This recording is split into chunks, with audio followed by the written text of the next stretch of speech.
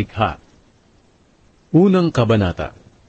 Nang pasimula, nilikha ng Diyos ang langit at ang lupa. Ang mundo noon ay wala pang anyo at wala pang laman. Ang tubig na bumabalot sa mundo ay balot ng kadiliman, at ang Espiritu ng Diyos ay kumikilos sa ibabaw ng mga tubig. Sinabi ng Diyos, magkaroon ng liwanag, at nagkaroon nga ng liwanag. Nasiyahan ng Diyos sa liwanag na nakita niya. Pagkatapos, inihiwalay niya ang liwanag sa kadiliman. Tinawag niyang araw ang liwanag, at gabi naman ang kadiliman. Lumipas ang gabi at dumating ang umaga. Iyon ang unang araw. Pagkatapos, sinabi ng Diyos, magkaroon ng pagitan na maghihiwalay sa tubig sa dalawang bahagi, at nagkaroon nga ng pagitan na naghihiwalay sa tubig sa itaas at sa tubig sa ibaba.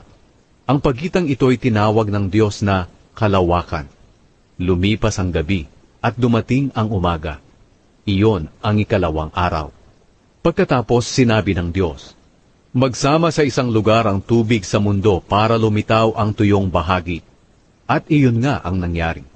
Tinawag niyang lupa ang tuyong lugar, at dagat naman ang nagsamang tubig. Nasiyahan ng Diyos sa nakita niya.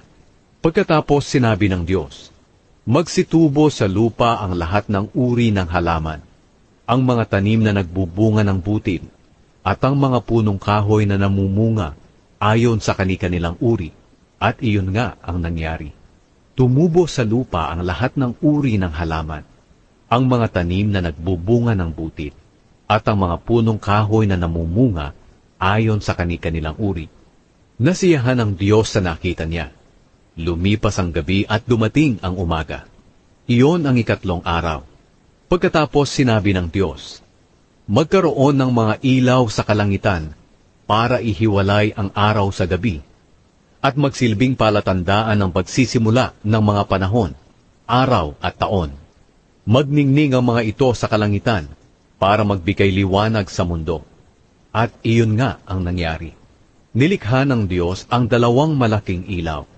Ang pinakamalaki ay magliliwanag kung araw, at ang mas malaki ay magliliwanag kung gabi. Nilikha rin niya ang mga bituin. Inilagay ng Diyos ang mga ito sa kalangitan para magbigay liwanag sa mundo kung araw at gabi, at para ihiwalay ang liwanag sa dilim. At nasiyahan ng Diyos sa nakita niya. Lumipas ang gabi at dumating ang umaga. Iyon ang ikaapat na araw. Pagkatapos sinabi ng Diyos, magkaroon ng iba't ibang hayop sa tubig, at magsilipad ang iba't ibang hayop sa himpapawid.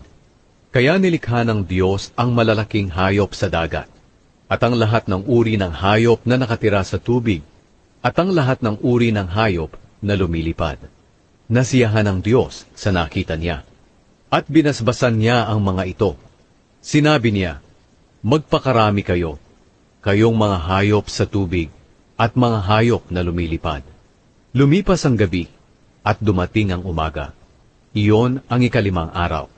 Pagkatapos sinabi ng Diyos, magkaroon ng iba't ibang uri ng hayop sa lupa, mga hayop na maamo at mailap, malalaki at maliliit.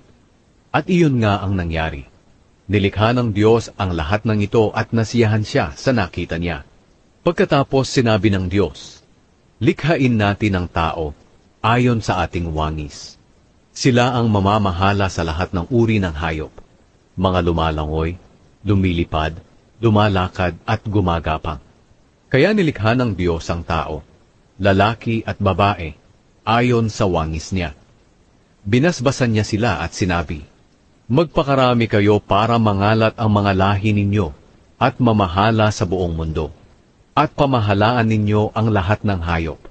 Pagkatapos sinabi ng Diyos, ibinibigay ko sa inyo ang mga tanim na namumunga ng butil, pati ang mga punong kahoy na namumunga para inyong kainin. At ibinibigay ko sa lahat ng hayop ang lahat ng luntiang halaman bilang pagkain nila. At iyon nga ang nangyari. Pinagmasdan ng Diyos ang lahat niyang nilikha, at lubos siyang nasiyahan. Lumipas ang gabi at dumating ang umaga. Iyon ang ika-anim na araw.